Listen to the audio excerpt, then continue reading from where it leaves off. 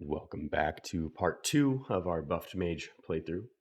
As before, all we have are the Affinity spells except for Holy, and as for our Augments, we have standard magic damage as well as core skills, because Focus Bolt, and then Perpetuation to increase the duration of our buffs. And we have the standard Torpor Silence as well as Volant White for Holy damage, since we do not have Holy buff.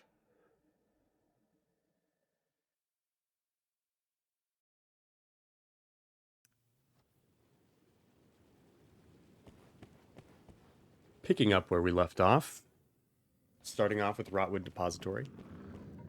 It is my experience that the third wing of Bitterblack Isle is considerably longer than the first two, so we're about halfway of the total run, unfortunately. We have a nice configuration, nice meaning we don't have living armor. Instead we have Saurians. The Saurian Sages are weak to dark. They are very resistant to Holy, so this is one of those fights where Holy Focus Bolt doesn't help. Not that we have it, mind you, but they are very resistant to Holy. If I am fortunate, I will get a tail cut, which we did finally get. I don't really care if both of them lose their tails, but I need one to, because if they both have their tails, there's a chance that they both just kind of keep casting. We are very fortunate in that we had the Elder Ogre spawn immediately. The reason I consider that fortunate is because the last thing I want is for us to progress through here. We just put on the Golden Claw. We needed the Rusted. Anyway, the last thing we want is for us to proceed through the Rotwood Depository, get to the end, and then have to deal with an Elder Ogre in the same room that the final enemies are in. Final enemies are going to have Saurian Sages as well as Goblin Shamans all casting at us. All of those casters plus an Elder Ogre is not what I'm here for. I don't know what to tell you. We jumped off too early and then we climbed back on too late. That was a big misplay. But it shouldn't really ruin things for us. If you ever really struggle fighting this Elder Ogre here, you can actually run into the room that's ahead of us to the right.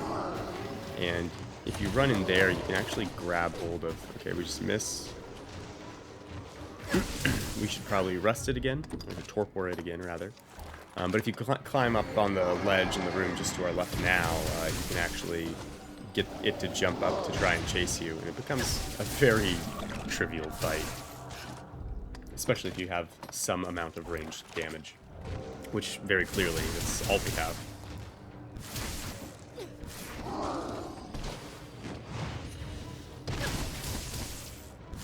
But it doesn't look like we're opting for that strategy. This is not a no-hit run, so I'm not going to try and use necessarily the best strategies available in terms of no-hit run, but I'm going to try and do things somewhat faster than what I would. Because the no-hit run's very safe. Because of that, it tends to be somewhat slow.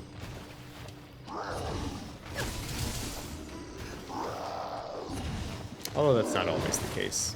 We almost got messed up by that crate.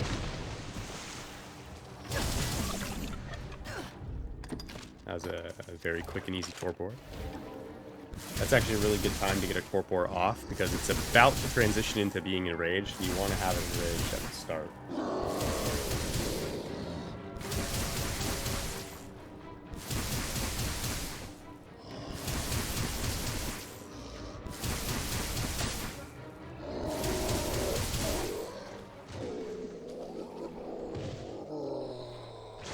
That's that.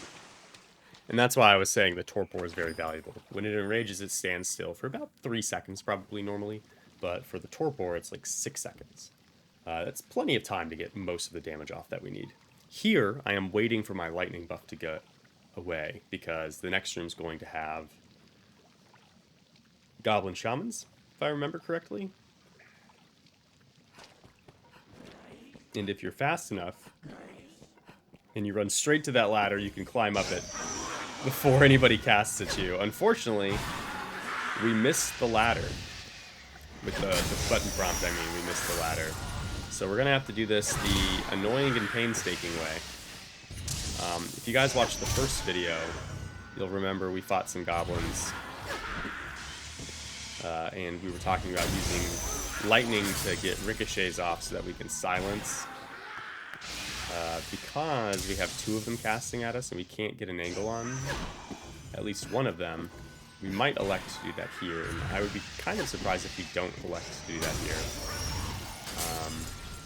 Especially since we can always beat them to death with the staff, right? It's not quick, mind, but it's not overly slow either. But we'll see what I opted for in a moment, I suppose. But realistically, if this is the situation you find yourself in as a solo mage or sorcerer, and you have a Golden Claw, you can just switch to lightning damage, equip the Golden Claw, try and get him that way. Looks like we got a good angle on that other one, which leaves only one that we could potentially target, so that actually might service our fight the way we need to. I'm probably going to get hit here by whatever it is, lightning. That's why you don't climb the ladder. I'm being very silly. Well, I say I'm being silly. I'm probably, in all actuality, being just very stubborn. I don't want to have to buff. But I'm not seeing an alternative here. I could always wait until fire, of course, but there it is.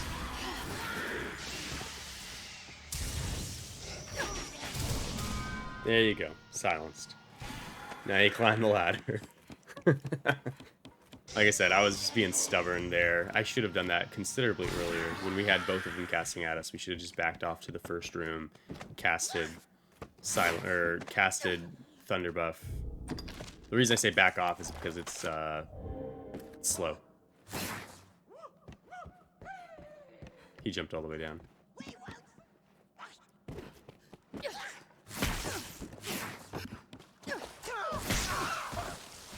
Just like that. Now the next room has Saurian Sages, Goblin Shamans, and Undead Sorcerers. We can kill both of these without much fanfare. I don't really care about killing these guys crazy quick. What I don't want is them to heal, first of all. But second, I don't want them to spawn the skeletons. The skeletons are more dangerous than... In my mind, the skeletons are more dangerous than the Goblin Shamans, because the skeletons tend to cast Frazzle, which will freeze me, and Ingle, which will hurt me a lot more than Lightning or Ice will.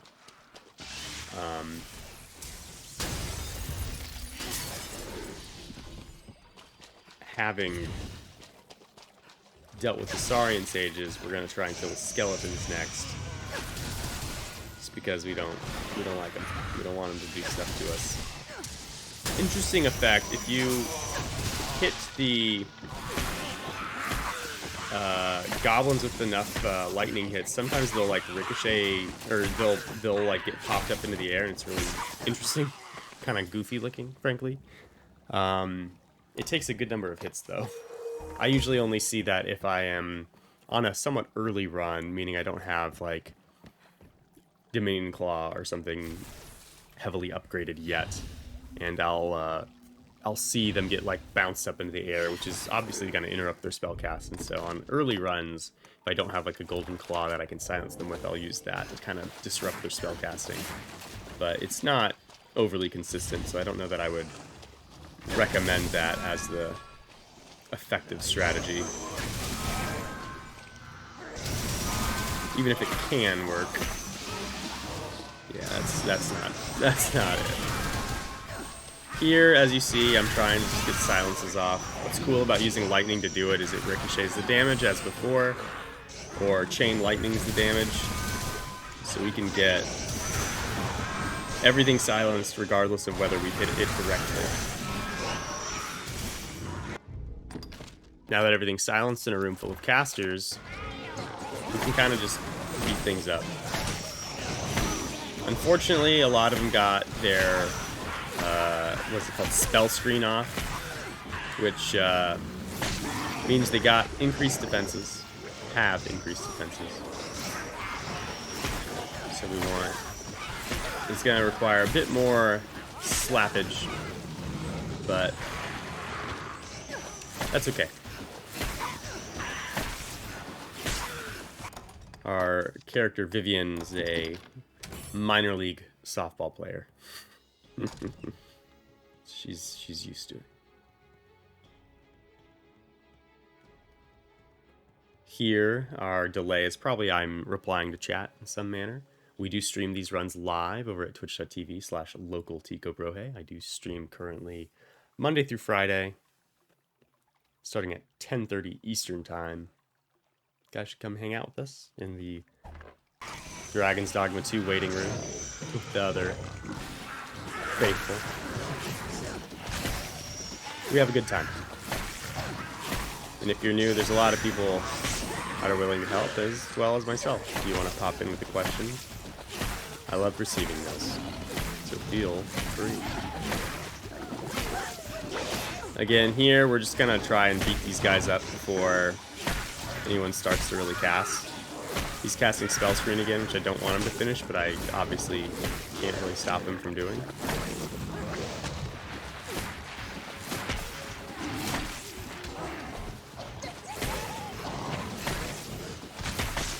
Yeah, okay. So now, we'll probably back off and buff with Dark. These guys don't really have any offensive spells. Now, our lightning buff is still active because the buff went into a wall. If the buff like hits terrain, it gets canceled. And we cast with our like staff touching a wall, so it immediately canceled. So in your own gameplay, don't do that. Look at those bubbles wigging out.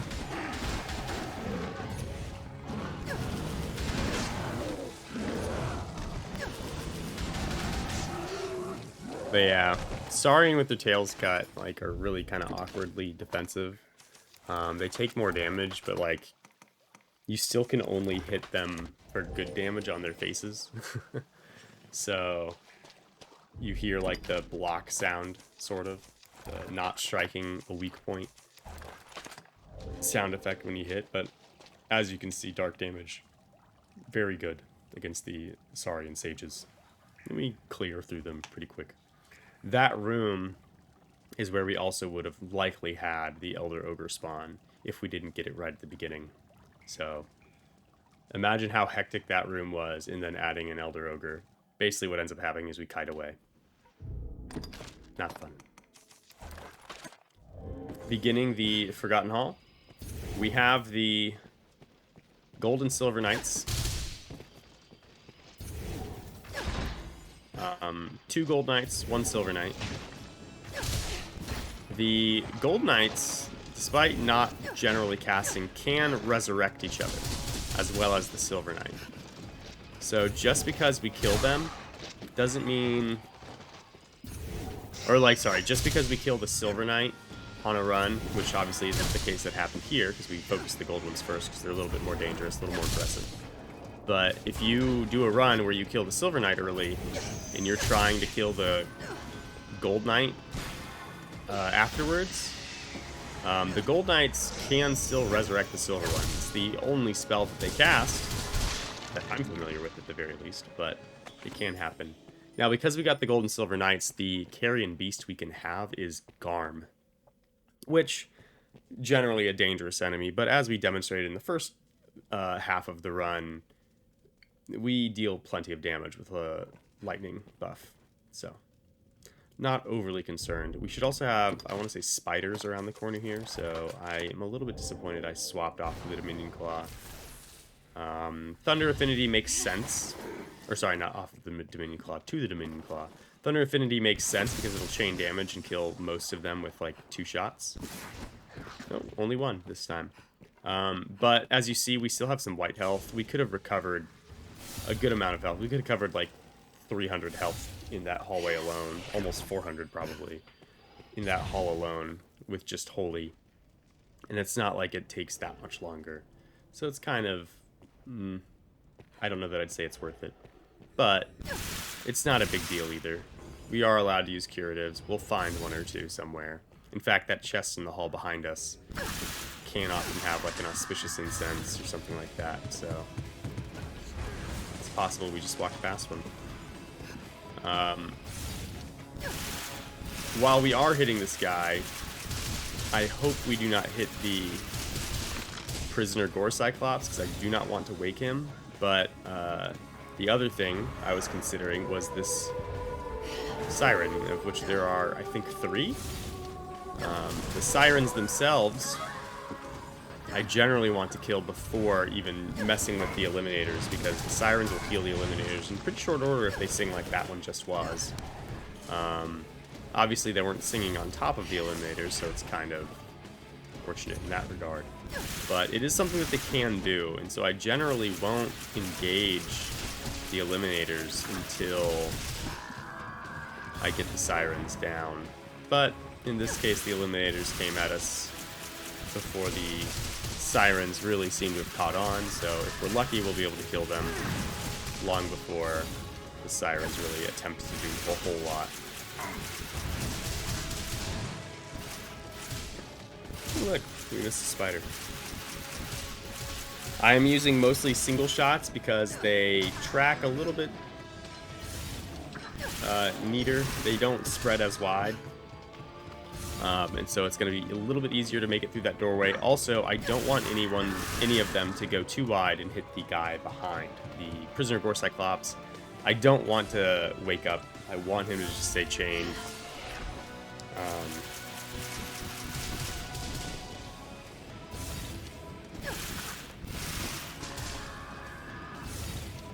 For as long as we can. Even on a run where I plan to kill him, which is not this run, but even on a run where I intend to kill Prisoner Gore Cyclops, I want to fight it without everything else around as well. It's just extra dangerous. I'm surprised I'm using Focus Bolt instead of just the regular attack, but I suppose it's because I got impatient, and I'm used to Focus Bolt being the big damage move that we have, even though it's not like that crazy impressive this run, because we're not using Holy at all, but it's still like more damage than a regular shot. So I'm kind of surprised that I was using it there, but I understand why I did. It's just me being lazy and not thinking specifically about what I'm doing. Which happens when you have a single run that lasts like 3 hours and 40 minutes or whatever this total runtime between the two videos is.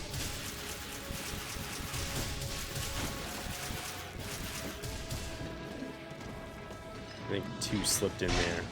Yeah, there it is.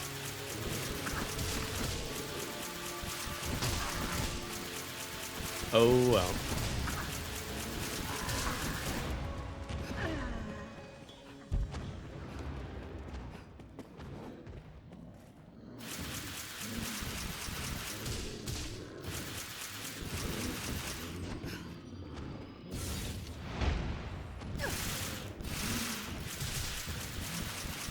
Fortunately, just like with the first one that we fought back in the Midnight Helix,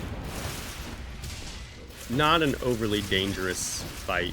We can easily stand in a spot where he can't hit us, but we can hit him. Right now, we're awkwardly distanced, so we're not actually hitting him very often, but once he starts coming at us, like he is finally, we should be pretty safe. No, I should honestly just be aiming towards his legs. There we go. And once again, not using Focus Bolt. And this is a big struggle slash weakness, I would say, of the basic attacks with the staff, is that you can only like sort of kind of aim them. If you're more suggesting directions you want to aim rather than actually aiming. And because of that, it's very easy to start aiming up like that.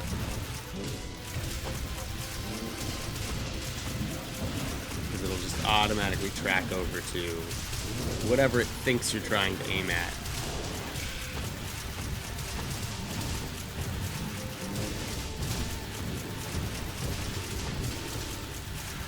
With practice, you get the hang of it for sure, but even with a lot of practice, it's still, again, it's mostly just suggestion and not really effective in the means you would desire.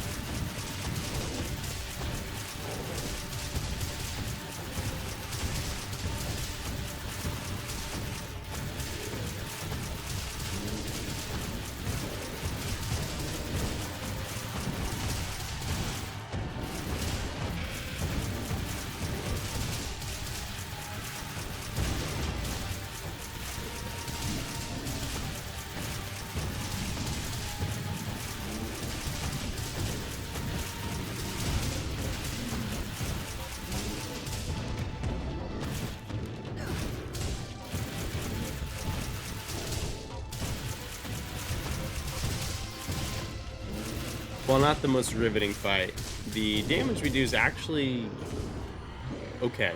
It's not great, don't get me wrong. I'm not trying to oversell here. It ain't great. But it's you know, for what we're doing, just standing here shooting at it, basic attacks in the legs. The health bar is moving at a decent pace. I have done many Daimon fights that don't move at a pace this quick, so I don't really mind this pace. Yes, it's not the most fun, and I'm generally standing there spamming the X button, but it isn't overly concerning.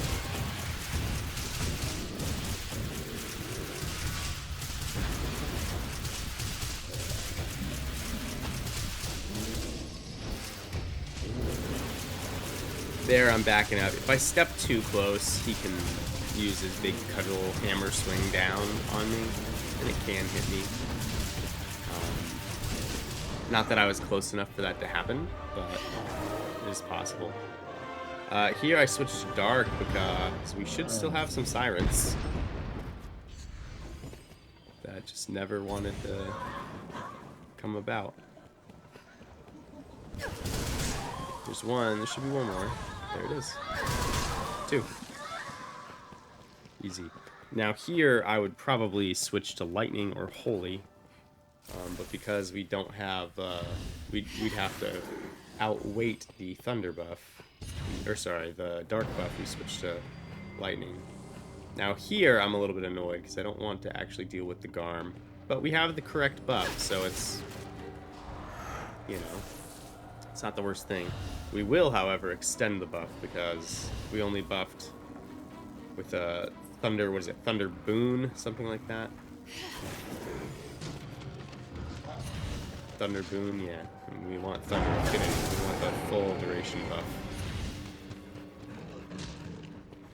Now, while I could easily climb up the stairs in that area and deal with the Garm from that other side, I'm kiting back this way because I don't want them to kind of trap me in a corner as much.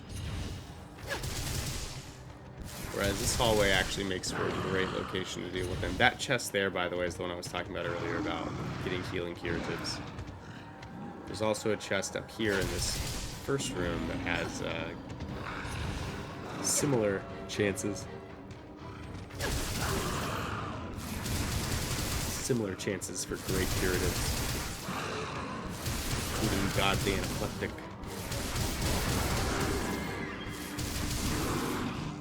That's one down.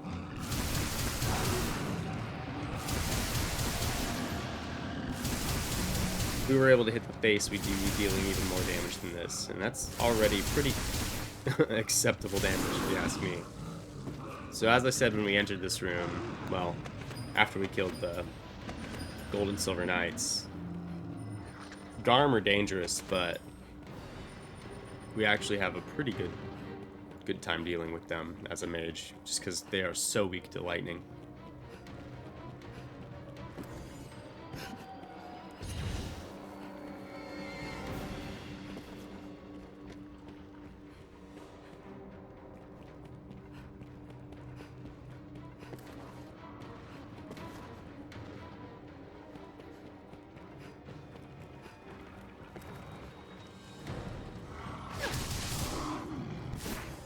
I'm uncertain as to why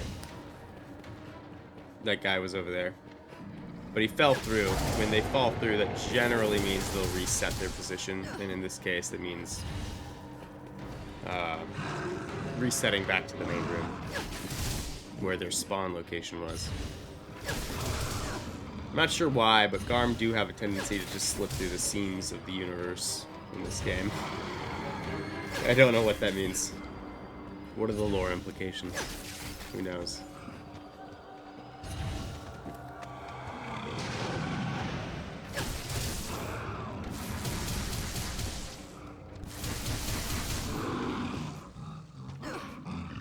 With that, we run out of our lightning buff just as we kill the Garm, which is pretty nice. We now actually are given the opportunity to elect to choose to wholly damage with the Volant White to get health back on the Leapworms, because Leapworms, similar to spiders, will proc the holy every time.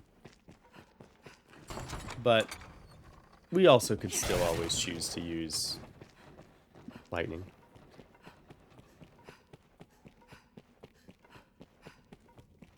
That chest we opened is the one that can potentially have Godly and Epileptic in it. The other chest up there also can have some curatives, but I tend to find it has a lesser chance. I didn't even open it this time. I don't know why I didn't open that one in the hall either. That one's got a pretty good chance too. But I guess I'd rather pretend like I am Link from The Legend of Zelda and destroy people's furniture. And with that, we now no longer have any reason to use Holy, so I expect us to lightning buff. I very clearly wasn't thinking about it, because I usually don't deal with them this way. I usually creep forward and kill them as they fall from the sky, right when they land, but that's okay. This way works just fine. It's very efficient this way, in fact. It might even be a little bit quicker. I don't think so, but the potential exists. The Bloodless Stockade. 2 configurations. Lich up top with 2 Phantoms. Or Corrupted Mage Pawns with, what are they called? Cyclopes. Regular, like, Grance's Cyclops. We go around the outside here because if we go through the cages, Leapworms will spawn, but they kind of spawn and despawn and then respawn again, and it's a bit of a pain. I also don't care for engaging with Leapworms, and if we can make them simply not spawn by pathing an alternate route, I will.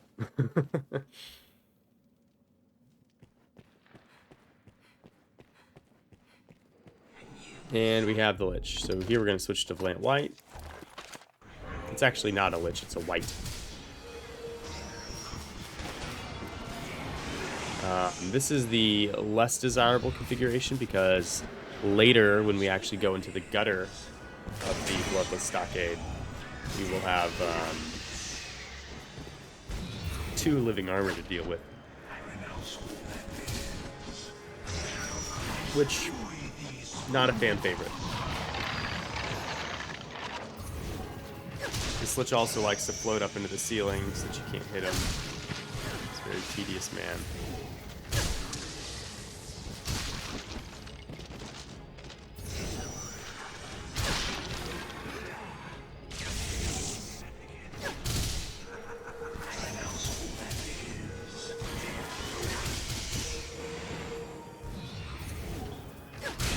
Nice. So over here, there's going to be 10 bats. We can actually target them, so you'll actually see us target them.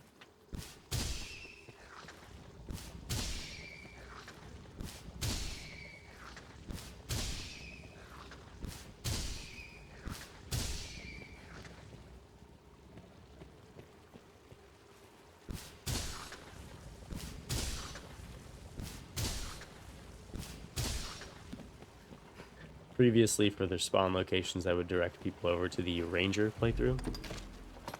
But that's probably a little bit better showcase, because it's...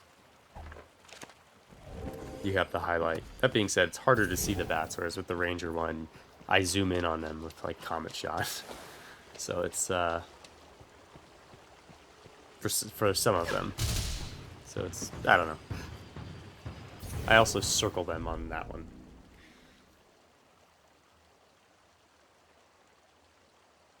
When we target this one, you can see specifically where it is, but you don't really get to see the character model because it's covered by the little targeting reticle that the staff utilizes. So I don't know. I think Ranger's probably still the better option. So anybody who's watched my other no-hit runs, well, this isn't a no-hit run, but anyone who's seen my other videos where we do no-hit runs, this is often the strategy I will use, where we kite one back this way and then let it reset so we can shoot in the back on the way out. It is slow and tedious, but it is safe. It does work. You know, in a fight that is generally awful,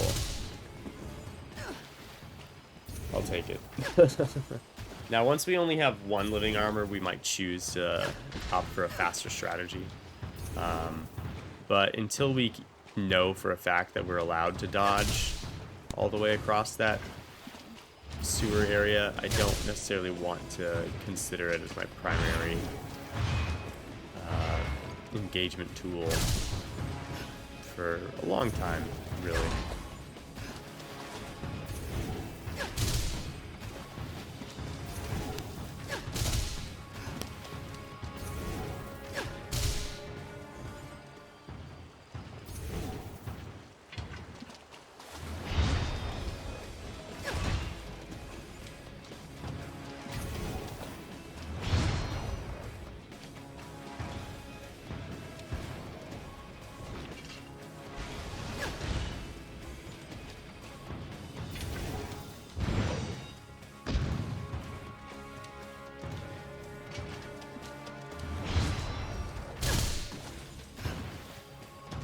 And we're getting close to the 4.5 health bar point. The midpoint is where the armor breaks. There it is.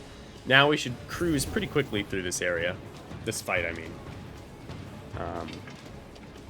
All told, like I said, we weren't happy that we had the living armor configuration, but we don't have a terrible time with it altogether. So I am okay with it. But yeah, it is still tedious.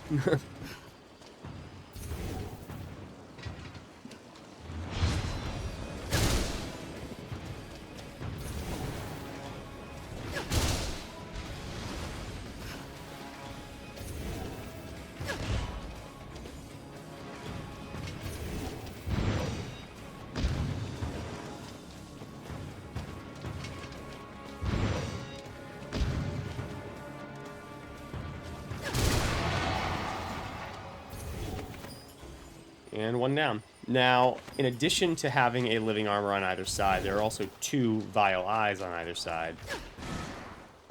So we will deal with them as well.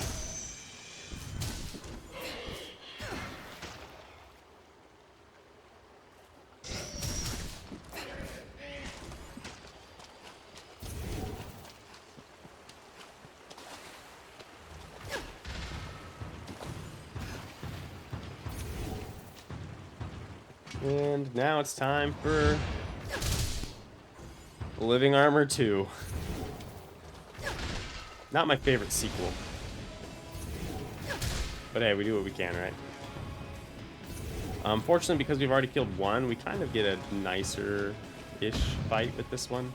Because we don't have to worry about accidentally aggroing the second one. Not that that happens particularly often. when you're solo, mind. But when you have a pawn, it happens all the time, or at least it feels like it. I struggle to get my pawns not to aggro the second one. So here, I get to control the fight a little bit easier. It does not necessarily make it faster, though.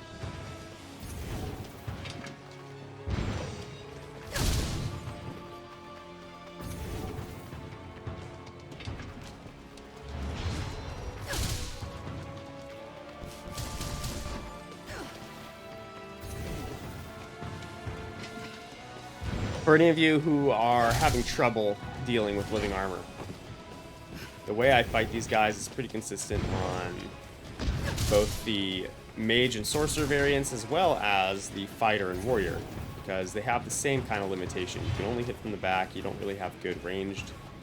Really everybody. For assassins and striders and rangers and magic archers, I'll generally just engage them from range anyway, because it's very effective. But everybody else, this is kind of the way I do it. And what I'm doing is I'm taking enough distance that I don't have to worry about them using either broad slash or full moon slash. And instead, I bait out either that thrust in shoulder bump or the hindsight sweep, or the triple, like, stepping forward slash attack. Any of those three will move him consistently forward enough that we are given the opportunity to hit him in the back afterwards, whether you be melee or ranged. There we got caught because we just didn't have room to evade. The walking forward 3 slashes is the hardest one to evade of the 3 that I'm baiting out, and the reason for that is because it doesn't have like a big obvious wind up before it. The other 2, he lifts up the sword and like points it at you and then does his thrust attack, or he like slides backwards first before doing the slash forward with the hindsight sweep. Both of those are very well telegraphed, whereas the walking forward slashing 3 times move is a little bit abrupt. Here we have the Elder Ogre spawn in. If we had gotten the Cyclops configuration, we would have had death here instead. All told, we do way more damage to Elder Ogre than we do death, but there's always potential for us to get slapped around a little bit by death. Or sorry, by Elder Ogre. Death doesn't really have anything that he's capable of doing to us just because of the way his kit works. It's exceptionally easy to evade, and I'm never really concerned about dying to death unless he spawns early and I'm like distracted by something else. Here, what I'm doing is I'm hoping that the Elder Ogre doesn't spot me early so that it'll start feasting on something. If it starts feasting on something, it'll be in a non-combat stance, and I can get preemption bonus damage. And if I torpor it during that, I'll get preemption bonus damage for a really long time, which is what I want. It looks like I opted not to do that because it looked like the Elder Ogre was going to be noticing me. When it walks this far, it almost always does, so yeah. But because of that, what we can do is we can manipulate the Elder Ogre's behavior by climbing up here. It has to jump up here to get to me, and so what it'll do is it'll jump up, and then I just wait. Because it'll jump up again to come up to this room. And when it does that, I can then jump down. Because then he has to jump down to get to us the next time. So it's pretty safe. It's kind of cheesy, for sure.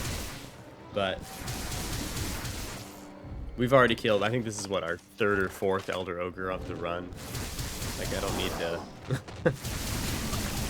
I don't need to fight him straight up. I can always just do this. If I really wanted to cheese it, I could run to the end of the room. It's very, very easy to bait it to just run off of the cliff trying to swipe at you. But I do enjoy actually killing them versus making gravity do all of our work. But that's a me thing. And that's only if I can do decent damage to it, which we do with lightning. On early runs, if we get an Elder Ogre spawn here and I just don't have very good damage to it, we'll often just have it run off the edge. Because it's worth it for the experience alone. But, yeah, it's at this stage of the fight, it's not something I really want to do. Because I can kill it, right?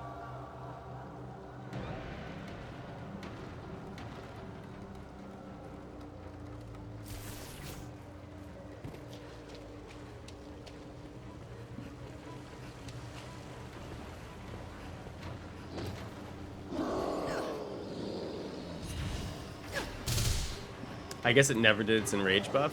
I don't know. Where it stands still and yells. So it's kind of goofy that it did it there. Unfortunately, we lost our lightning buff. And unfortunately, I apparently don't know which keybind it is. So we had to cycle through 3 of our 4 abilities just to get to the right one. But, you know. Panic. The adrenaline kicks in, you stop thinking. No, it's just... Since they're all buffs, they don't have like a feel to them to me. I'm gonna put feel in quotation marks on that one, since obviously we're pushing a button regardless of what's happening. But generally, like, I'll have actions of certain types on certain bars, but here we only have buffs, so none of them feel resoundingly different to use. So it's just a little bit awkward.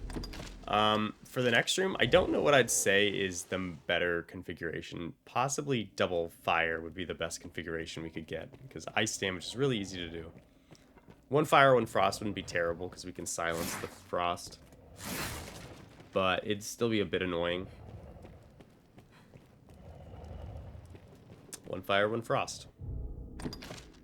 The reason I don't outright say double frost is because we don't do that good damage to frost drakes, which you'll see in a bit. We're not impressive against frost drakes because they are they are resistant to magic damage. And that resistance is noteworthy. And so we kind of struggle to deal with them.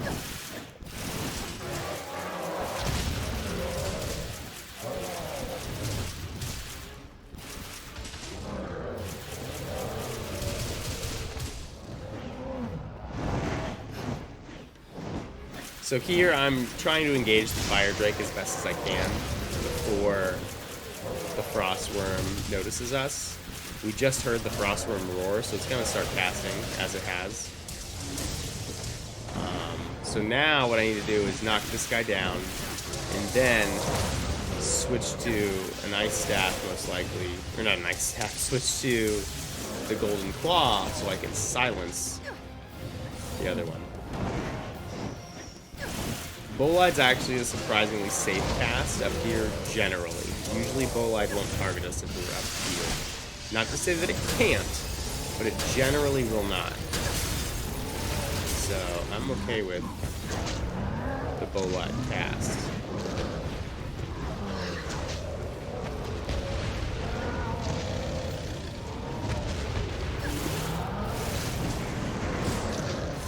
Now here I'm trying to get the Drake to fly so that we can knock it down again.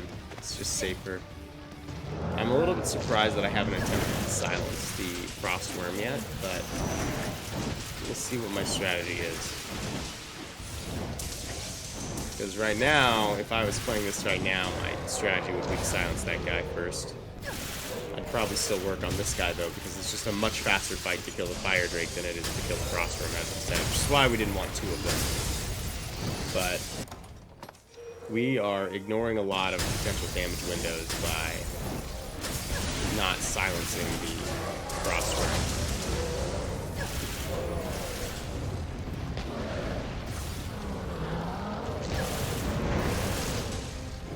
maybe I'm waiting for my buff to wear out before doing that. But again, that seems kind of, it seems silly. We do great damage though, look at that. That was some pretty good damage while it was knocked down. Alright. Nope, we're buffing again. I genuinely don't know what my game plan was. I mean, it's not like we aren't succeeding here, right? We are succeeding. It's just going to... It's going to be consistently annoying when things like this happen. Is the only thing. And that's what I was trying to say I would like to avoid. But, you know, whatever. If it works, it works.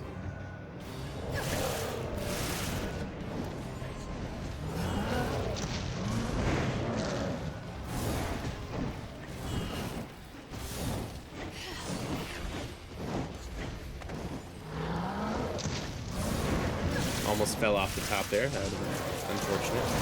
If we had fallen there, the Fire Drake might have actually breathed at us before we could stand up, and we might have just died outright. But fortunately, we catch that ledge.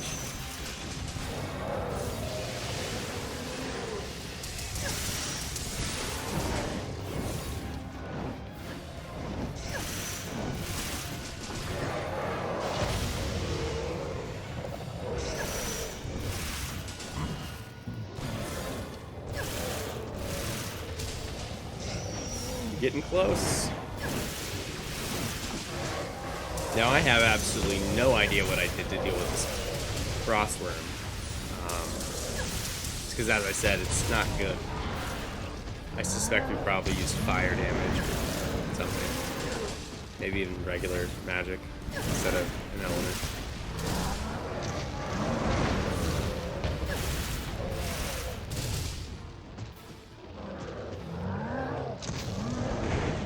But Mage does not have a very... I mean, with Combustion we have a good setup, but obviously we don't have that. It's just very difficult to hit the heart. It's very difficult to deal considerable damage because we don't get to knock it down very often, if ever.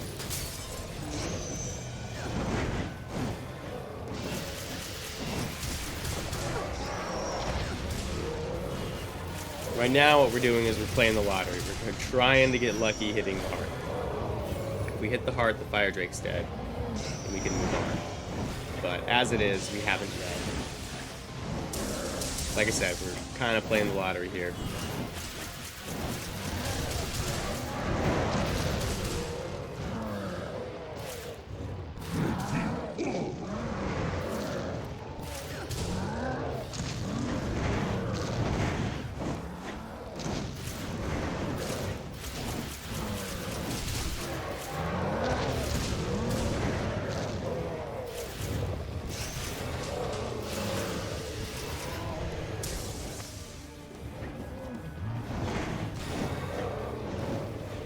Eventually we'll come up big.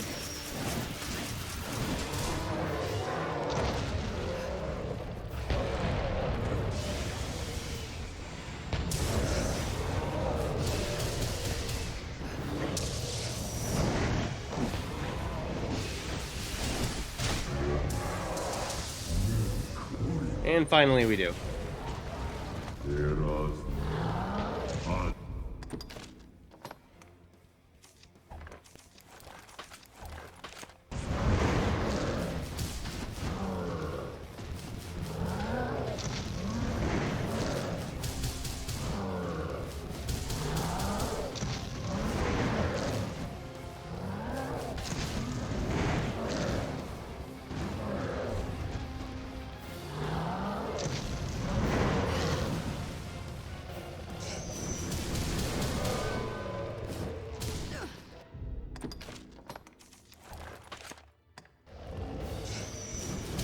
And as I said, silence. And I guess I was right with fire, but as I also said, we have really bad damage against the Frostworm. I suspect this fight goes on a good ways in this very slow regard.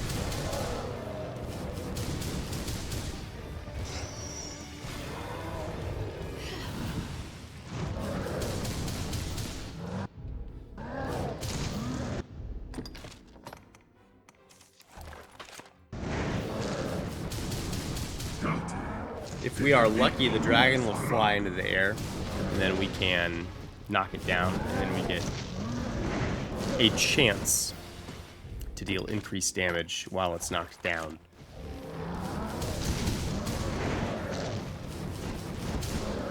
I say chance because we might accidentally just hit the tail or something. But again, it's gonna be hard.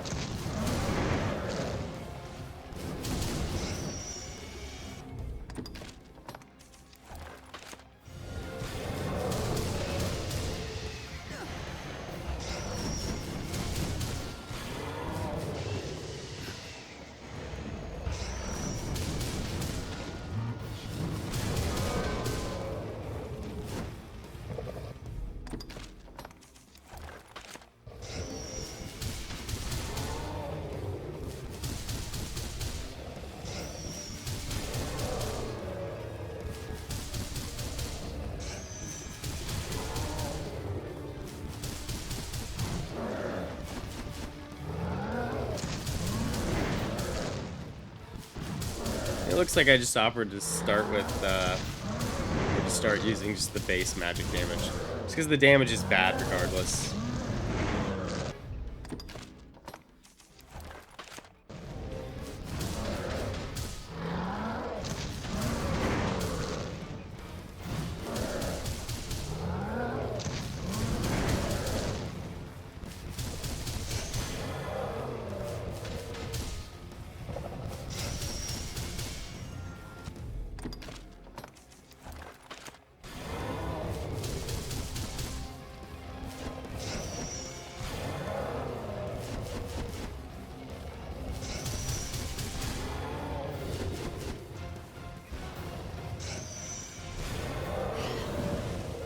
And back to fire. The damage does seem to be slightly better, but it's ever so slightly. Realistically, it's probably twice as good, but because the damage is so bad, it doesn't really... It's still really slight, numerically. Percentage-wise, it's probably actually decent, though.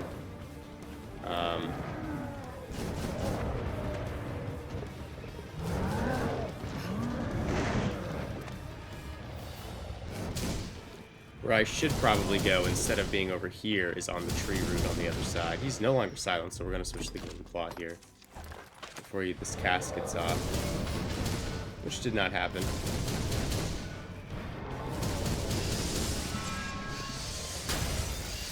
We did get it there, though. I don't remember how many hits it is. It's like 15 hits or something like that. And maybe not quite. Maybe like 12 hits. It's like 12 hits to get the silence off. Which is not...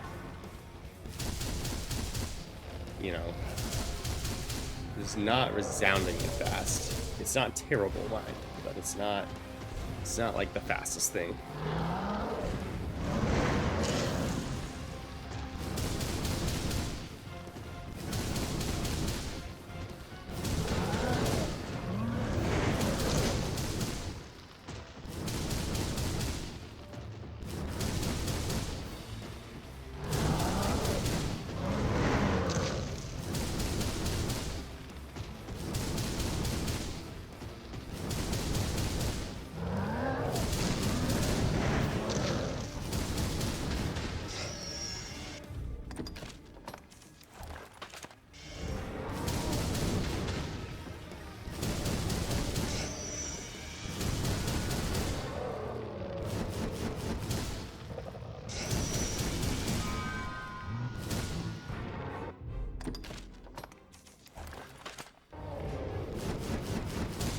I don't really know what more I can say about this fight, obviously.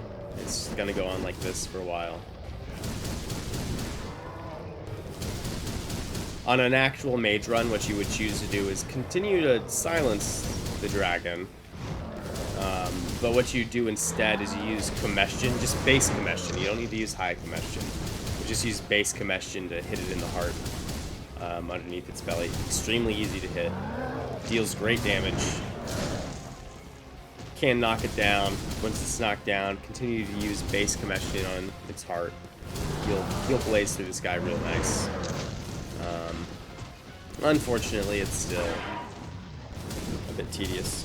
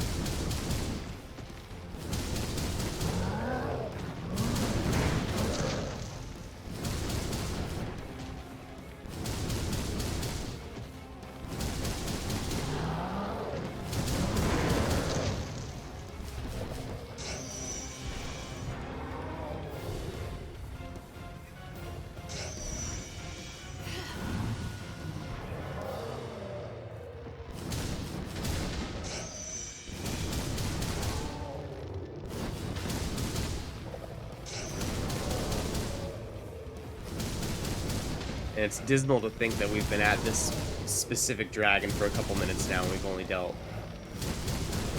like a quarter of its health bar. Ugh.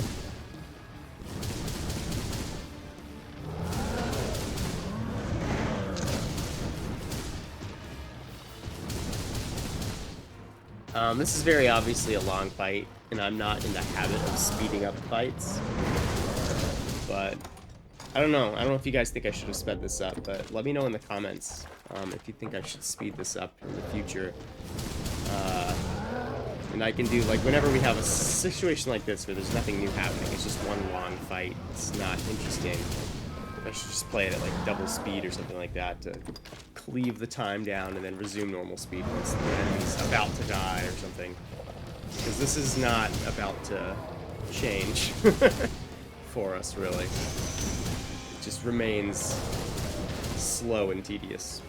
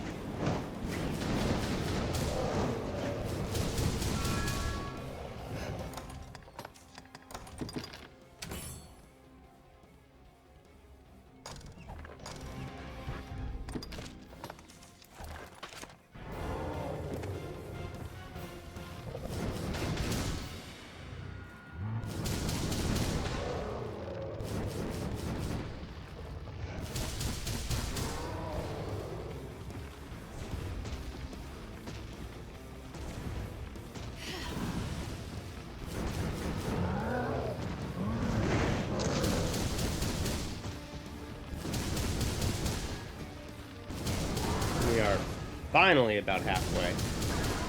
Still not quite there yet, but it's just very slow.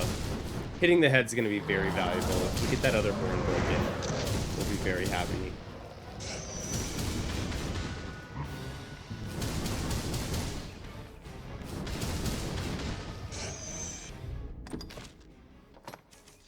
fall on the silence. Like we determined before, it takes about 12 to 15 hits to silence. So what I'm going to do is well, now the buffs wore off, or the debuff wore off, so we'll actually see the buff appear. Sorry, debuff appear. Debilitation appear on the dragon itself. But if it didn't, I would have just used like 3-4 volleys at it, assuming they land.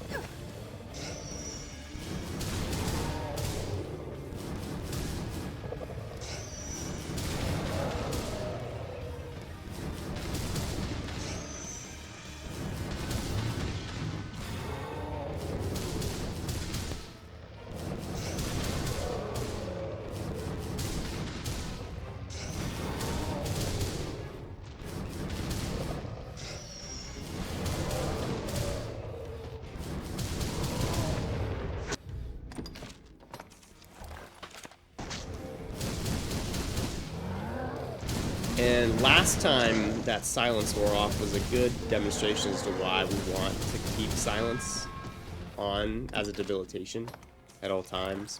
Because when it wore off last time, we had to like run around for a little bit to evade a handful of different casts to ensure that we're allowed to be able to stand here to hit the dragon, right? Letting silence wear off is pretty bad for us. If we had double frost and we let the silence wear off on double frost drake, it's even more noticeable, because what ends up happening is we see circumstances where we have an extremely difficult time trying to get a silence back onto both of the dragons, because if silence comes off of one, we have to dodge one person's spell. So if silence comes off of both, we kind of have to dodge two dragons constantly. It's just very hard to, one, get a buff off if we need it. Not that you do to apply the silence necessarily. But like, you know, it's very difficult to stand still to do the buff, but it's also difficult to stand still to simply just hit them with the attacks. So it becomes actually somewhat tricky.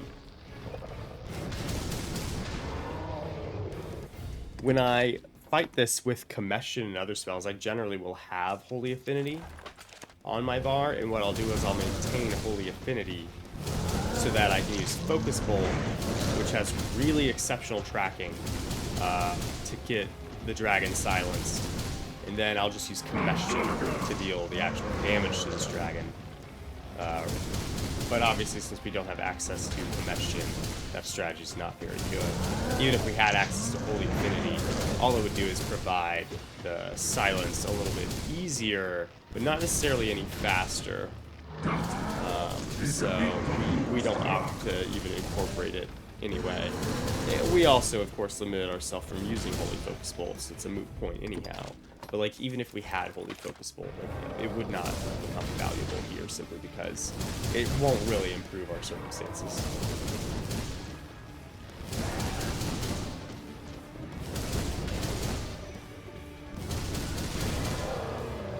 We are being a little bit lazy on our vigilance, however, but that is mostly because, again, we don't have to worry too much about its attacks in a real circumstance. Now, we are going to be very vigilant now, because the last attack that it just tried to do wasn't an attack at all. It was trying to heal itself. And that we can keep from happening with silence. When it heals itself 3 health bars, and with how long it takes us to knock out a health bar, we cannot permit that to happen once. So, if I am being smart, which I hope I am, I will be silencing this guy long before the silence drops off. Now, again, I might get lazy and not do that. Here I'm swapping before silence is worn off because we can see it's still debilitated. But it's very easy to get a little bit lazy and therefore have your silence drop off and then him cast a heal and you be shafted just enough to cry, or at least want to, because having to do a whole extra 3 health bars simply because he healed once is rough. Currently on stream, we are in the middle of a warrior solo run, with a few other limitations, but I'll save that for the video that comes out eventually, or the people on stream. But this room is an absolute killer for that run, because the frostworms heal themselves very effectively if we don't, because we're not silencing them on that run. If we get like blocked from being able to land the final blows on one of the dragons because the other dragon is there doing something and we have like a frost that we're trying to wipe out, it's very tedious. Frost dragons as a warrior is something that's interesting because it's either a very quick fight or a very slow one. It's almost down to a point click, but it's okay. But if you guys would like to catch that run, we do stream them live over at twitch.tv/localtitobrohe. This one was also streamed live back in, I'd say probably the end of October 2022.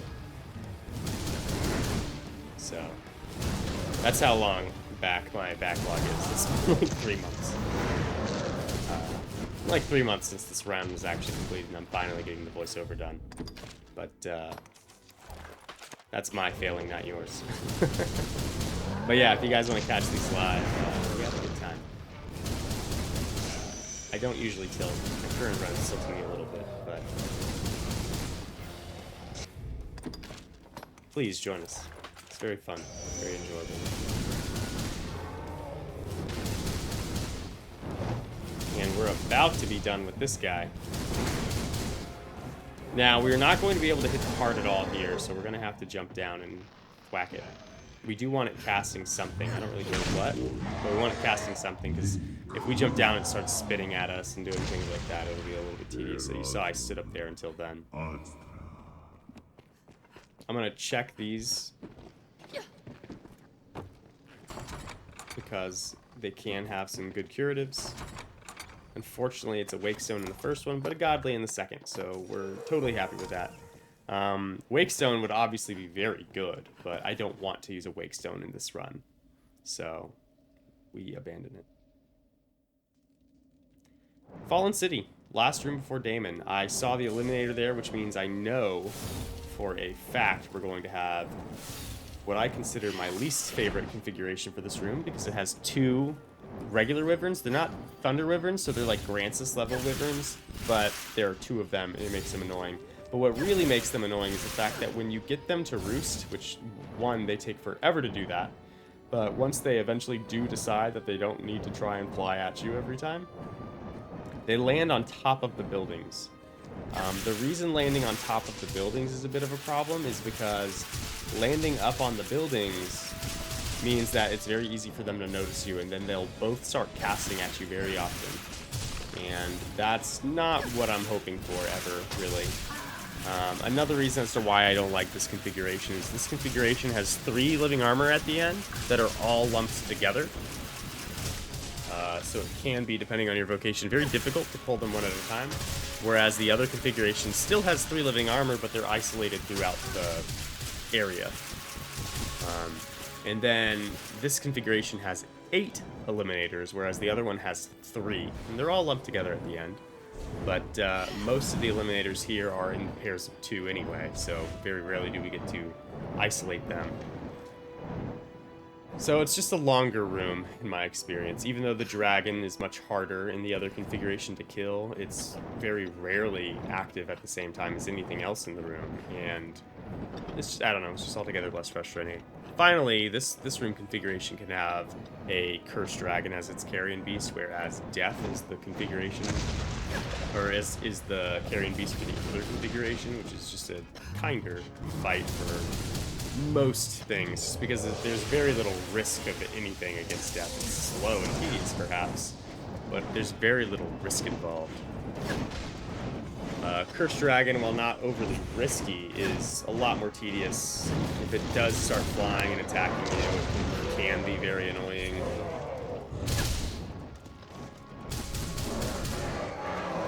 That was kind of odd. We were like hitting the wing because we were inside it, but like the staff head was sticking out of the wing and hitting, like aiming at its heart. Just a little bit of a goofy interaction there. But you know what? We're doing pretty, as you can see, even unbuffed, we deal alright damage to these wyverns because they're the Grancis difficulty level. They aren't difficult to kill. It's just there's two of them. And as of right now, one of them's casting at us, and that's, again, that's the thing that makes them a little bit difficult. If I was using spells, I'd probably be using Combustion or Ingle on these guys.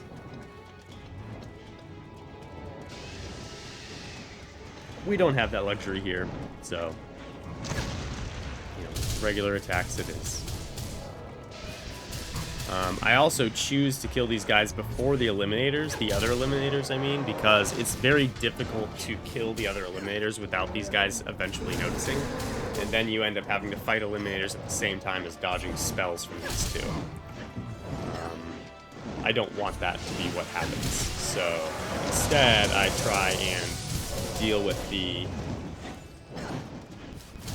Wyverns first, and then go back and deal with it. If I'm solo, that's also the way I often will deal with the other configuration with the single Thunder Wyvern. I will generally try and deal with the first living armor, and then before I deal with the others, I will often go and aggro the Thunder Wyvern and then deal with them that way. But again, not always the case. It's kind of a case-by-case basis as to whether I do that or not.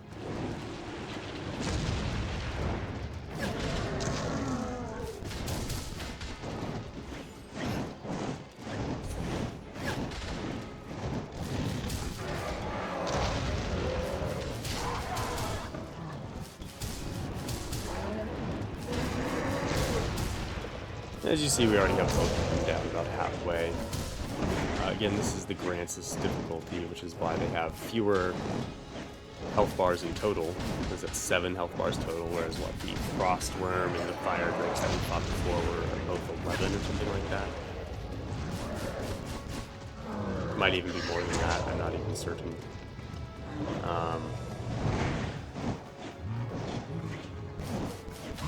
But it's considerable.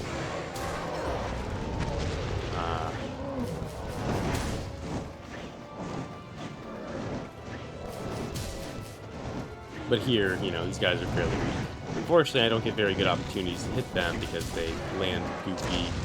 I have 2 of them I have to keep account of. I don't knock them down as cleanly as I'd like. So I miss a lot of the opportunities that I make for myself just because there is the second one. And again, the limitations of us not casting spells and instead hitting them with regular attacks is noteworthy. You just don't deal nearly as efficient of damage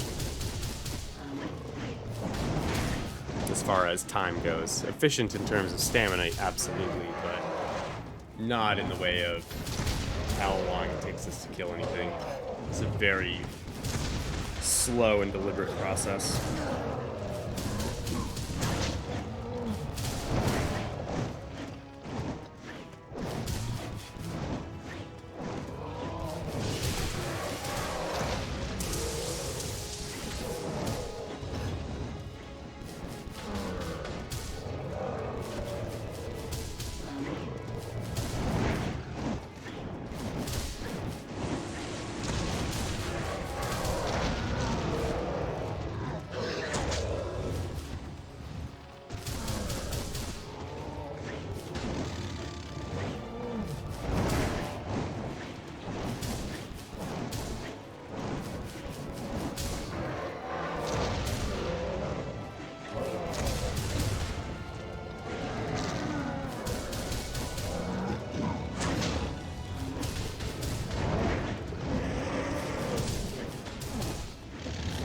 Alright, we've got one down to no health.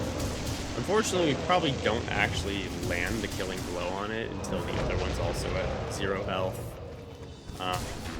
The reason for that is to land the killing blow, we'll probably have to strike it with our staff, just like we have for many of the dragons thus far. Just because it's just hard to aim at the spine, which is where the heart is. It's like between its wings is where the heart is, a little bit higher. It's just kind of tricky shot to land with the staff, so instead we more or less have to hit it with our staff, just like with frostworms. Fire drakes we can get lucky sometimes, but cursed dragons definitely possible to hit with staff attacks, but like the magic blasts. But these guys and frostworms, nah, you're gonna have to just melee them to death. Fortunately, it only takes 1 or 2 hits once they're down to borderline dead. Ooh. Goofy colliding bodies. There we go.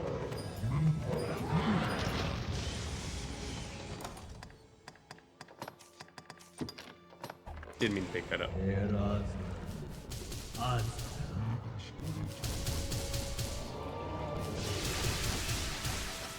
I have a habit of picking up rift crystals regardless of circumstance, but I did not mean to pick up that bright bearded dragon. Or no, it wouldn't even be bright, it would just be bearded. The beard scale or whatever it's called. And there we go. And there's that cursed dragon we were talking about. Cursed dragon, weak to fire, weak to holy. So I'll probably just switch to Volant white. And then just shoot it from across the way.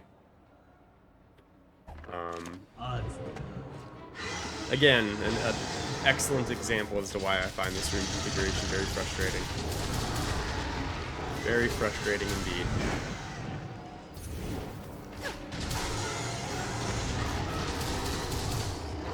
Fortunately, we deal much nicer damage to this guy than we do to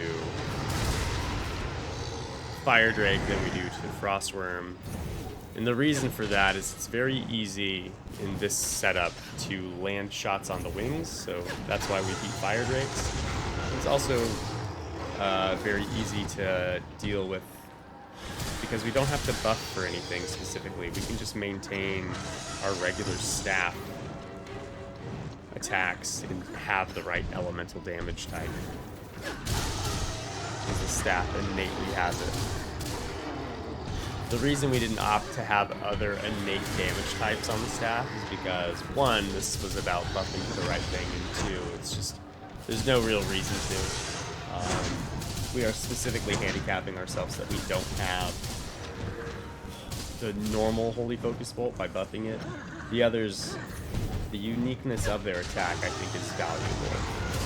And I think it's important to kind of utilize and showcase on something like this, where you're doing a run like that. If we had chosen to just go with the different staffs that do have innate damage on them, it wouldn't be that exciting, frankly.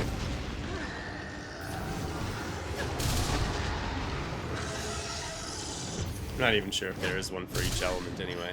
I would have to look it up, because I honestly don't remember. Unfortunately, these eliminators did aggro. Again, it's very difficult to deal with the dragons without the eliminators catching wise. But what's kind of nice is it gives us an opportunity to hit them. So there's 3 down here. We've already killed 1. So if we kill these 3 eliminators, that would have half of them complete for the entire room. The other ones are almost certainly the 2 that are halfway down the stairs, and then the 3rd one being at the bottom of the stairs, kind of off to the right. Which may or may not make sense to you if you know the layout of this room and where the enemy spawns are. But safe to say it would be the first half of the room is what we have in aggro. There's usually one in the hall below us, like on our right side. And then there's two in the room in the courtyard in between where the first two dragons spawned. And those are likely the three that we're seeing down below us. Nice shot to the heart.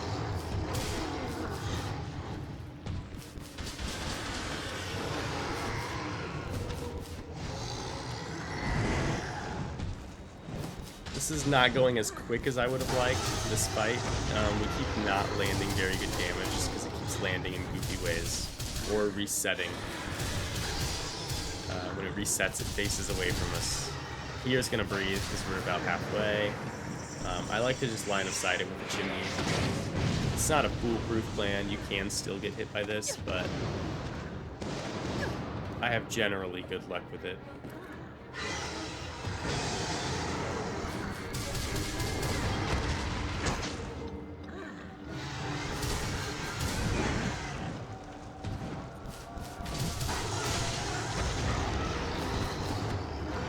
Yeah, like that landing there is really rough because we can't shoot the wings. The wings are the most consistent damage we can land because they're very easy targets to hit. They don't move nearly as much as the head. The heart is obscured more often than not. Him falling down, falling down here in between the buildings is kind of like a worst case drop for us. We don't want that. But while we can somewhat manipulate like where he falls, it's not extremely consistent. You can stand in the same spot for minutes and he'll still like move to a different place sometimes. Here he's resetting, so we can put a little bit more chip damage in on these guys. Holy damage is quite effective on eliminators, so it's actually pretty decent.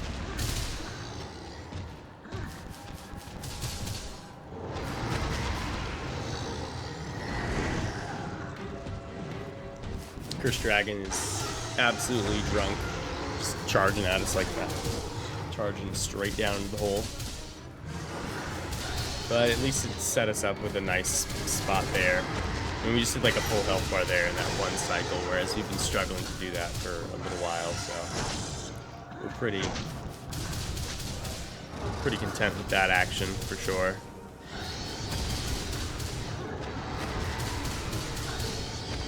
Now, if it stays here, we're happy to just keep hitting the wing, but we prefer for it to fly up and land again, or get knocked down in a place that we can hit the wing while it's fallen again. Just because that is when we can deal our best damage. Which is what we just got. Now, obviously, if we were hitting the heart, we'd actually deal even more damage. The problem is it's just difficult to land those shots. Just a little too difficult for us to get hits in there. So the wings it is.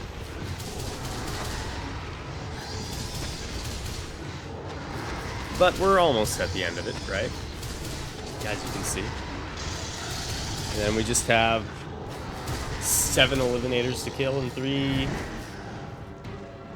living armors. How bad could it be? Even saying that out loud sounds ridiculous to me.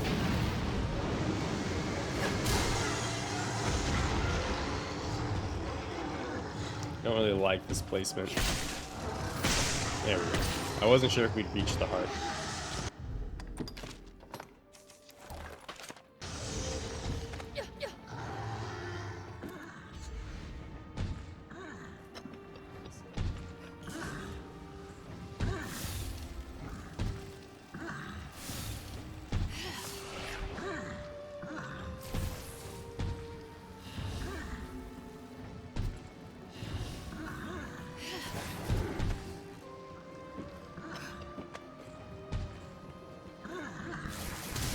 So here we've switched to lightning. Lightning damage is actually pretty effective against these guys, but the reason we're choosing it over, say, holy or ice is that it just chains lightning damage to all 3 of them.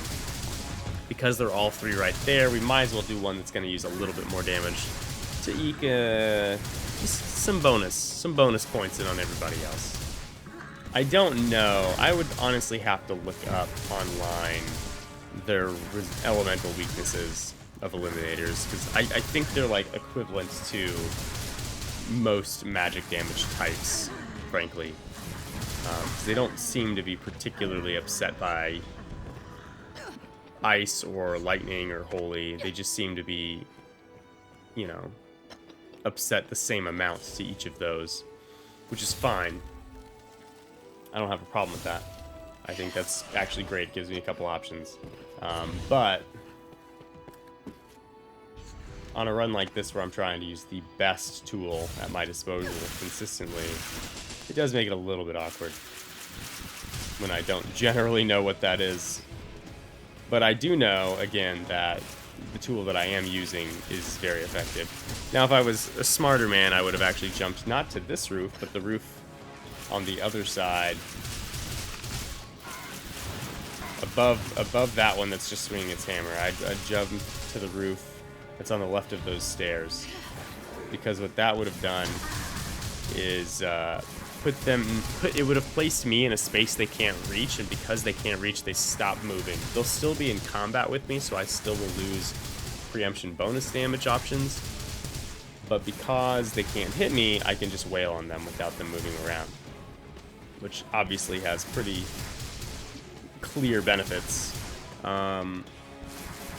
If I do it fast enough, I can often maintain preemption bonus damage throughout, and it makes killing them even faster. That's a trick that you see us use in most of our ranged vocation fights, or ranged vocation no hit runs, sorry, in this room with this room configuration.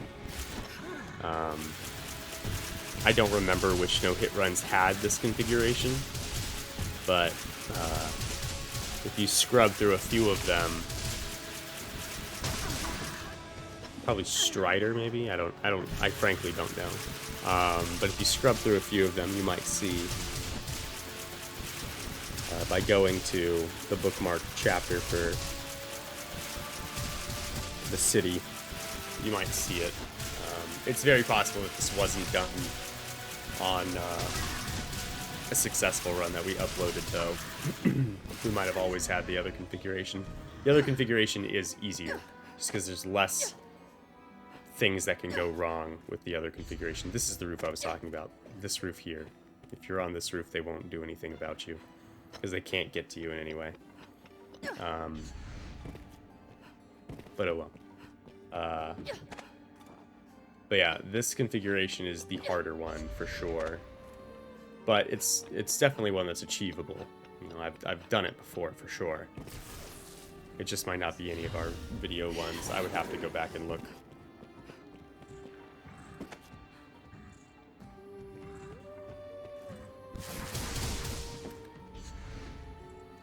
So both of these roofs they can get to, which is why you see them moving. What I can do is play monkey in the middle with them.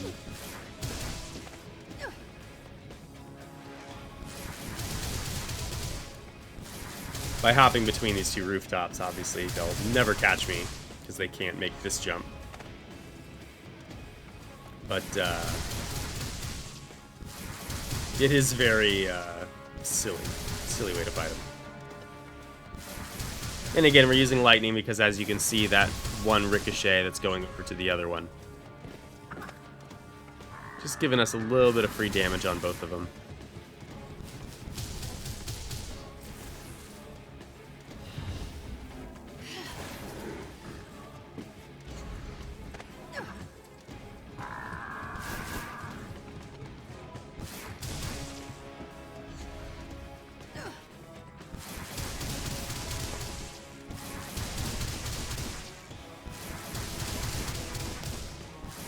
This is actually a really good fight for showcasing that AoE damage, because we've done it a few times against Garm. We did it earlier in this very room against the Eliminators that were all clumped together, but you don't really get to see the actual attack bounce.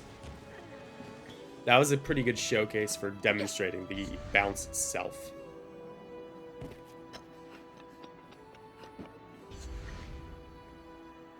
I jumped to that roof instead of that wall, because that wall will actually push you off. You can't stand on that. I didn't want to splat, especially on the wrong side. I'd have to run all the way around otherwise. Living armor. I don't remember if I...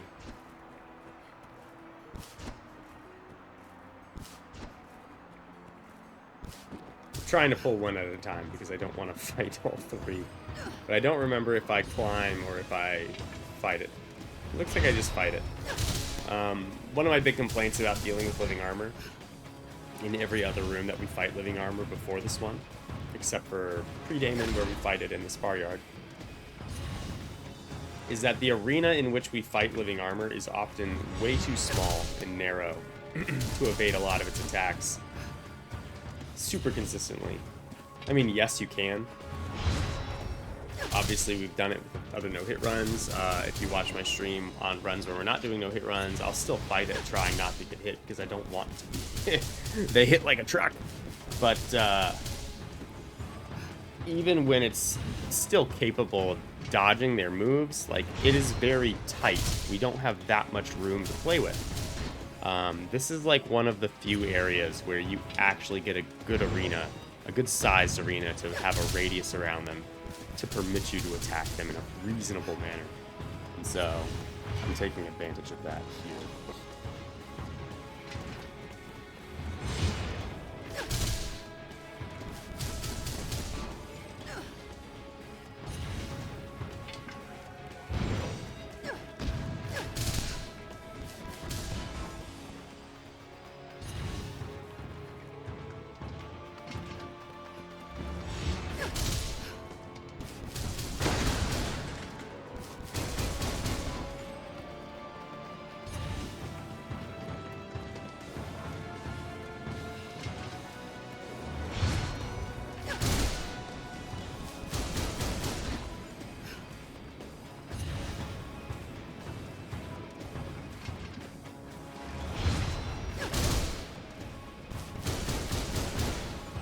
As we've showcased on our previous fights with other living armor, you know, run around the back, hit them. We do exceptional damage on phase 2. Phase 1 is the only,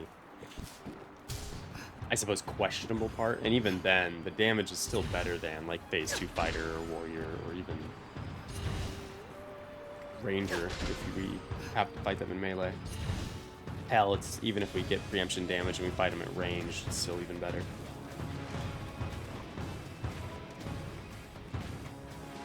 Certainly it requires considerably less stamina as well. We can devote all of our stamina to just sprinting to evade rather than getting off any sort of attacks.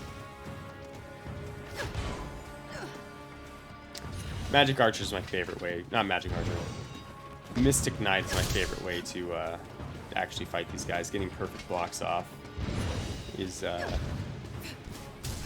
just one of the most satisfying things, and fighting a big enemy like this and getting a perfect block off is just really, ooh, real nice.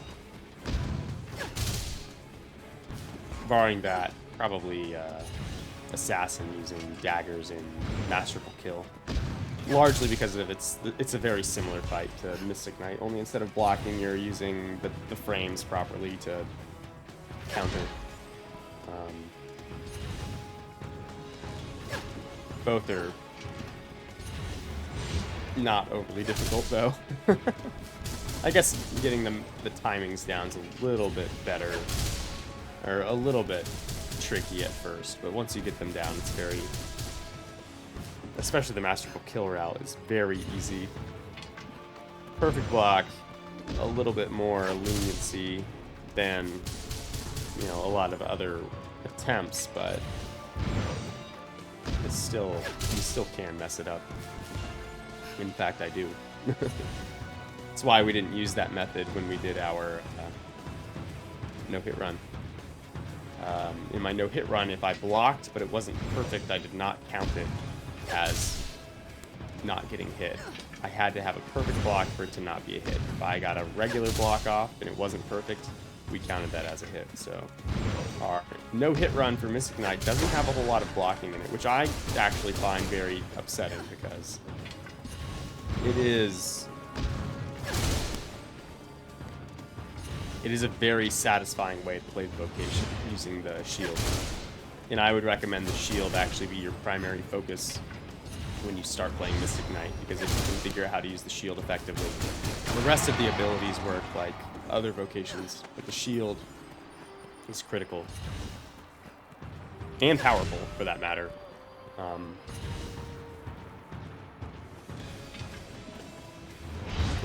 It just is. Last enemy, and then we get Daimon. We already had our Curse Dragon spawn, so we're not actually afraid of that occasion, but... you know, we are looking forward to being done with the other threats. Daimon, generally as a mage or a sorcerer, the way I choose to kill them, and as we did in the no-hit run for Mystic Knight as well, just because Mystic Knight's no-hit on Daimon's kind of ugly. Specifically Phase 1 is ugly. Phase 2 not bad, but Phase 1 ugly. But generally I use Holy Focus Bolt because it's just extremely effective. Daimon's decently resistant to magic, so casting actual spells at him is, one, difficult to even pull off because of how long your spells take to cast and how quick he is to interrupt you. But two, they don't really seem to do that much damage in comparison to just Focus Bolt. So Holy Focus Bolt's the route I generally take. Here, we don't have Holy Focus Bolt, so we'll just be doing regular Focus Bolt. So it's not even a very different strategy. But we'll talk about that when we get to it. As I said before when we were fighting the last one in the Bloodless Stockades, and if you've been paying attention to this fight, what we tend to do is just stay about this distance so we can bait out either the thrust with the shoulder charge afterwards, or the shield charge afterwards, the hindsight sweep, or slash, or whatever it's called, or the 3 attacks. And we kind of keep far enough away and we run around it like this so we can just attack it on the back. It's very effective both on melee as well as ranged. I don't really fight it any different way unless I have a shield and can get perfect blocks off. Or I can get preemption bonus damage off with a bow or something like that. If I'm using spells, obviously different though.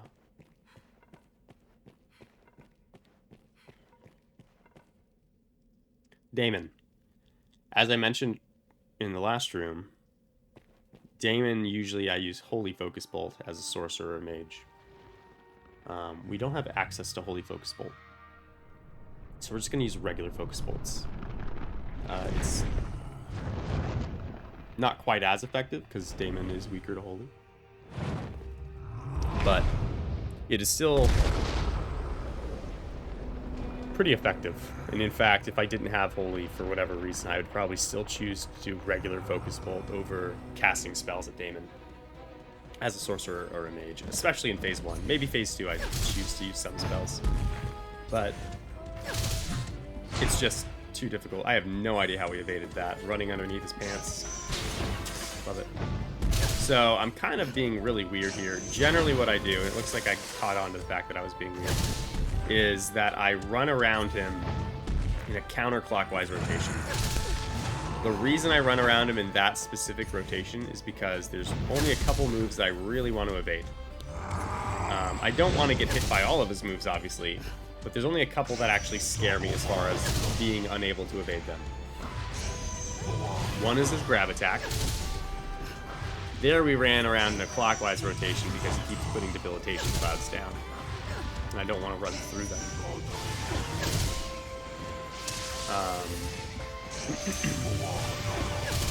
If he's casting a spell, we also can choose whichever way we want to go. Anyway, back to my point. We want to evade his grab, which is that one right there, and if we're running counterclockwise, it's a lot easier for us to evade it because he's going to grab with his right hand. So if we run to our right, his left, it's a lot easier to evade. If we constantly are running from our right, or to our right, his left, we're already dodging his attack before he even knows he's about to do it. Makes it very clean. The other attacks are his little ice spikes that he throws at us, the very fast ones.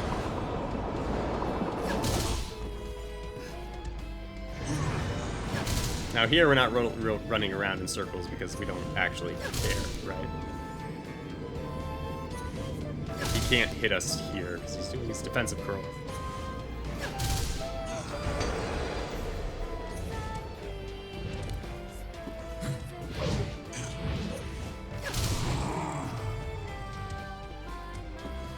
But, okay, here I don't really need to run around because we're staying here. This move, you need to be close to him to evade. But you'll see if I'm behind him, I'll just camp there because he can't hit me with most of those dangerous abilities if I'm behind him. Size him. If you are on the ground when Size him is cast, you will get staggered. If you are in the air when Size him finishes his cast, you will not be staggered. That's why you see me jump. There's that grab that we weren't evading. Fortunately, it doesn't kill us, but...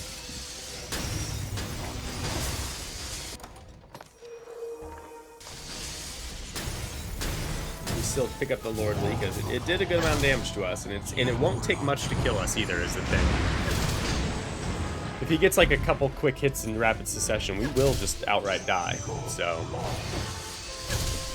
our armor that we're wearing isn't, like, highly impressive. It's all gold forged, but it's...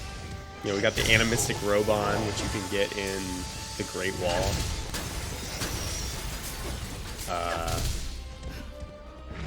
We do have a Black Cat cloak on. I don't remember what it's Conqueror's Mantle, I think is what it's called. I don't know what pants we're wearing. We have, I think we actually have the high boots.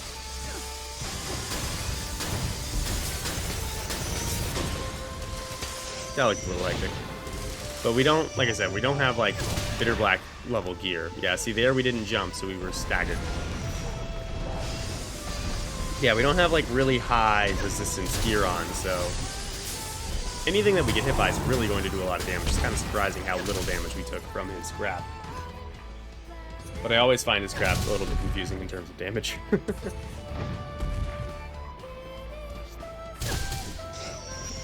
Now, there's a potential that he does another Soul Vortex at any point, so if he starts, like, walking away from us and going someplace else, we'll, you know, we'll assume that's what he's doing, but his health's pretty low and he hasn't done it yet, so he perhaps won't. Here I switched to Volant White because I wanted to see if this is going to do more damage. Frankly, I don't know. The Volant White has less damage altogether on it. Like, the stats on the staff itself are lower, but this is holy damage, so it's a little bit better. If I knew what the... yeah, see, that one slap did more than half of our health. Like, 60% of our health is gone because he slapped us one time. Didn't even hit us with a follow-up, just one good hit. There's a Salubrious over here, which I assume I'm going to use. Ooh. See, we got hit by a little Ice Spike. There's a Harspud. What do we got?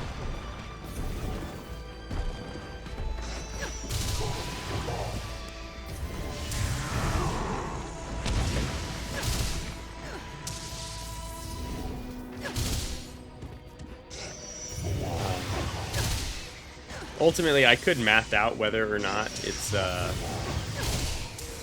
which staff is better.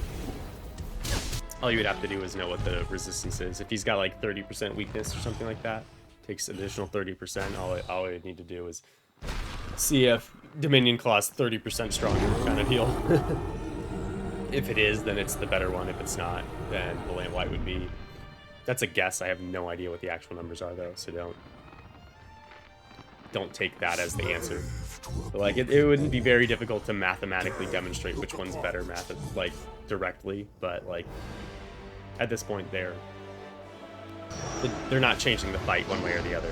Whichever one's stronger, it's not going to change this fight. It just might speed it up ever so slightly, or not. Phase 2 Daimon. Phase 2 Daimon's a lot stronger. He hurts. But Phase 2 Daimon's also a lot easier to evade, in my opinion.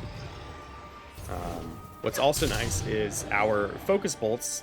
The way our targeting works is we aim center of mass on the targets that it gives us. Daimon only provides us one target, and that's right in his chest, which is his weak point. So all of our focus bolts go to his face. Now here we're using the Dominion Claw.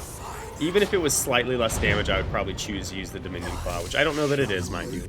But I would choose to use the Dominion Claw specifically because it has a higher stagger value on it. And there we just got a stagger off. And that is valuable.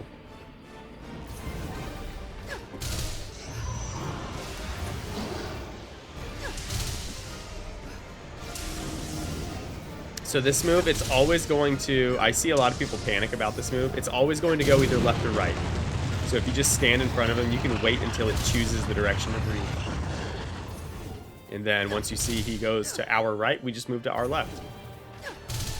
If he does a second one back to back, even if you've changed positions, he will go to the opposite side of you than he started. So if he had done a second one there, it would have gone to our left that time, and we could have run to our right.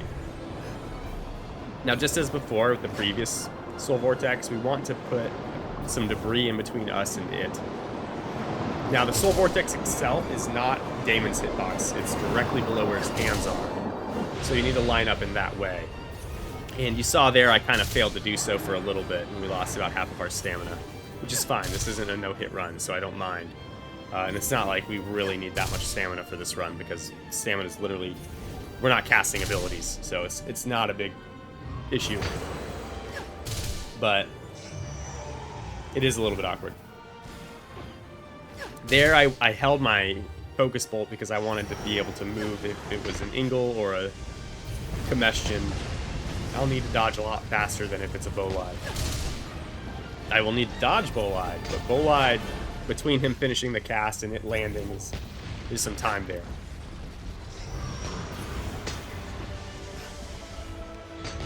Once again, demonstrate that if you are in the air, you don't get staggered by Seism. And that's true regardless of whether you're using Levitate, Double Jump, or even just jumping normally. Obviously, if you have Levitate or Double Jump, it's really easy to avoid. But if you are a fighter or warrior, you still can by just jumping.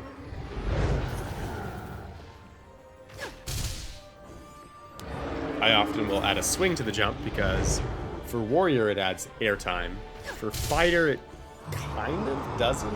It probably does, but it's so minimal that I don't know that it's changing a whole lot, frankly. But yeah, if you're in the air for that, you evade it. The trick, however, is that he can cast Seism with like 2 different durations. One's a faster cast than the other, so it's easy to psych yourself out. Okay, here's the same move, so he's gonna pick either left or right. He chooses right, so we go left. Easy. I like to just run behind him because I can just hit him. If he turns around and he does it again, he's gonna go to our left. He doesn't. That's how that move works. Now he can do another Soul Vortex, like we said before. It doesn't necessarily mean he will. This we're not worried about. That would have possessed our pawns. I think it also removes buffs if you have them. I don't remember though. You have to be like in it though. It might even skill stifle or spell stifle you. I don't really know. Doesn't really matter. The biggest thing that I'm afraid of is getting hit by my pawns, which I don't have, so it's whatever. I swear, when pawns are corrupted, they are way stronger than like they're way tankier and they're way more threatening than like anything else. Ingle is very easy to dodge. If you just stay back a little bit, you can literally just sidestep to the left or right, just a couple feet, and you'll dodge the whole combo. All 5 balls that fly at you. It's very easy, very, very consistent pattern it comes out in. So if you're concerned about Ingle, you know, just be a little patient and just let it come at you and just sidestep. And with that, we have Daimon. That was an okay fight. We got hit by a little bit in phase 1. I'm trying to remember if we were hit by anything in phase 2. I don't recall, but I'm not going to confirm. But it's not terrible. If we had Holy Focus Bolt, we'd be doing a lot more damage and more stagger, which makes phase 1 even cheesier than it was. But with that, that's our Mage buffed up attacks run. All the focus attacks and single attacks through Bitterblack. It's a bit of a slog, but I hope you enjoyed it.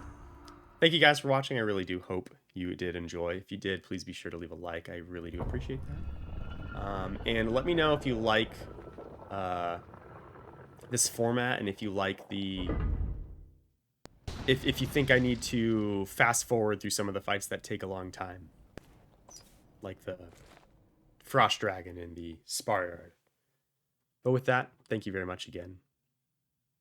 Take care, everybody. Be sure to drop into my stream Monday through Friday, over at twitch.tv/local TicoProhe.